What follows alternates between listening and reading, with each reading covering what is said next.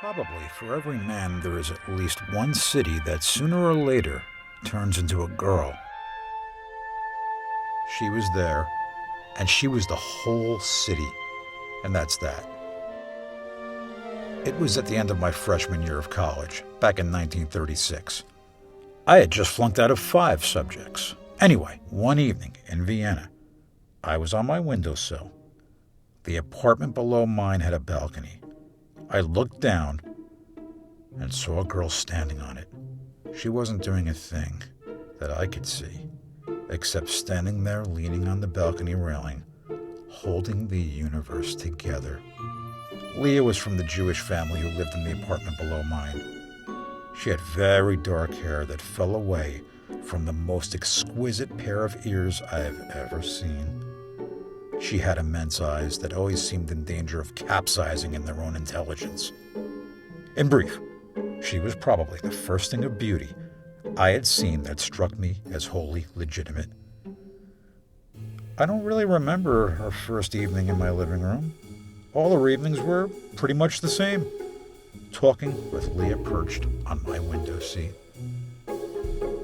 She sat so well on that window seat that it might as well have been crafted by God just for her.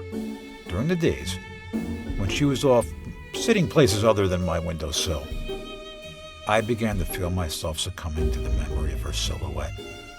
I would slip away into my head, hearing the sound of her voice always proving her to be smarter of the two of us.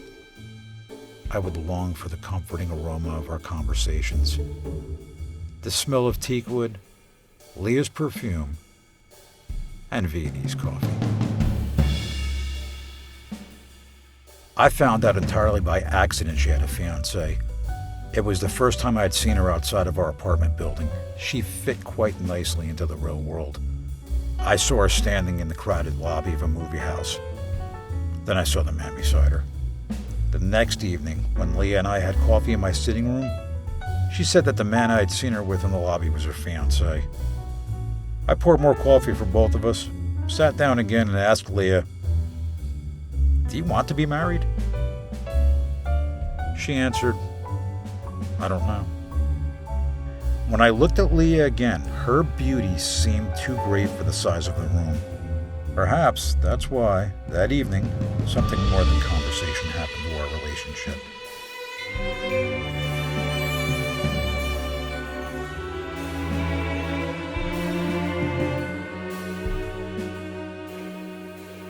I didn't say goodbye to her after that night. I left a note for her, the next to last draft of which I still have. Dear Leah, it was very nice to know you. I hope the marriage goes all right. I will send you that book I was talking about, Gone with the Wind. But I never did send the copy of Gone with the Wind. I did carry the draft of my letter with me for months, opening and reading it in bars, between halves of basketball games, and government classes, until finally it began to get stained and I had to put it away.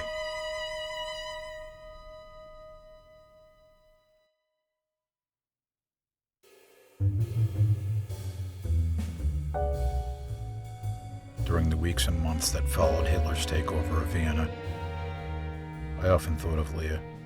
When the newspapers told me about the Warsaw ghetto rabbis who refused to leave their temples, even as they burned around them, I thought of the stubborn effort with which she did everything. When the radio confided in me stories of the sketch butterflies drawn by little children on concentration camp walls, I thought of a dream she told me of once.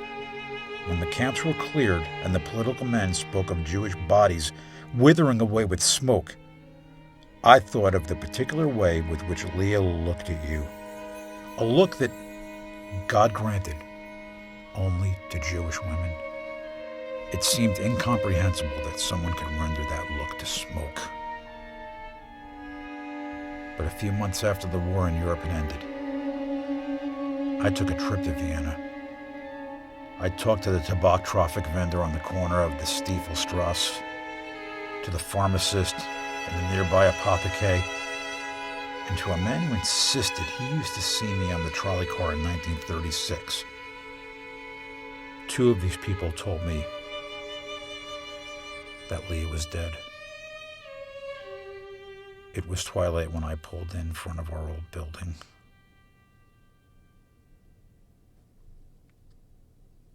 "What's the chances of my going up to the 2nd floor just for a minute?" I asked the doorman. "I used to live here before the war. I used to know a girl who lived in the balcony apartment." "Yeah, where's she at now?" he replied.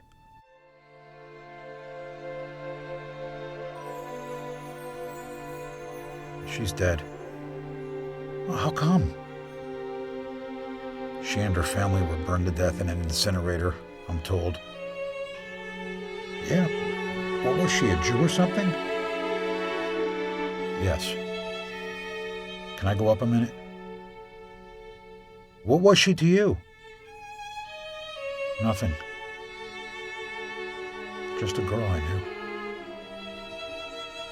I climbed the stairs and entered my old living room. Nothing in the room had been there in 1936. Someone had pulled out our windowsill.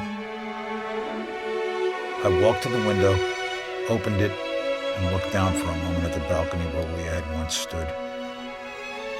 Then I went downstairs, thanked the doorman, and vowed to never again think of Vienna, or coffee, or balconies, or twilight, or the sky at all for that matter. Never again would I think of those things that I know and that don't believe you could convince me otherwise. The Lord crafted just for a girl I once knew.